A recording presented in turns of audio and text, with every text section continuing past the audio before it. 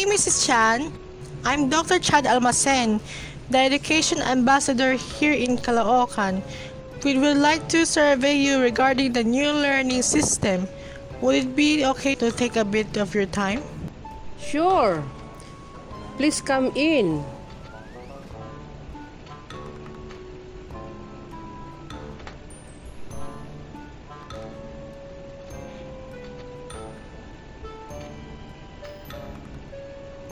So, Mrs. Chan, how is your son?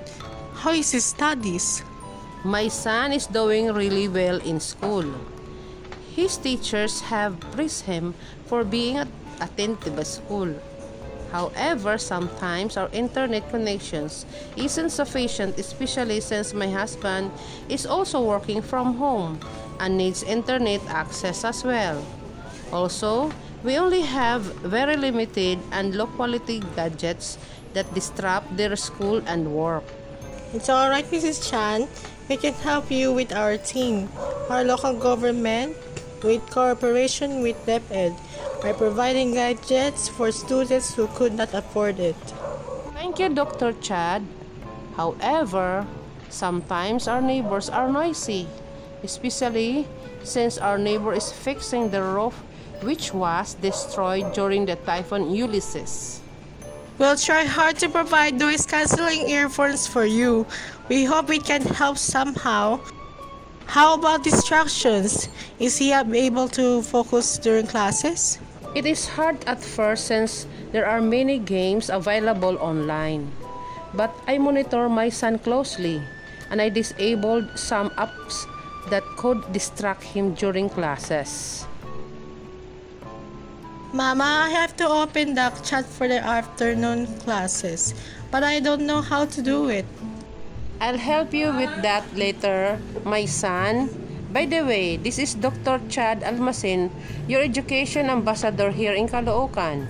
He wants to know some things about your coping with your classes. Hello, Dr. Almacen. I am Wilson. Hello, Wilson. So how do you find your classes? Are they difficult? No, they're fine and fun. However, sometimes I don't understand how to use the gadgets or the applications for the classes. That's okay. We provide webinars to teach you how to utilize the educational tools. Are there other difficulties? How do you focus on your classes? I focus on my classes by turning off all of my social media and game applications. My brother also places a lock on my computer to lock off all the unnecessary applications during that time period. Also, my sister helped me to plan my schedule so my mother can monitor my activities more conveniently. Your family is very supportive of you. And how are you coping with this new learning way, Mrs. Chan? Well, as I've said that before, I closely monitor my child. The schedule helped a lot. I also help him with his modules, though sometimes I have to study them again, as well as I have forgotten some of them. Don't worry. We also provide lessons online and in other media platforms to guide you through the modules.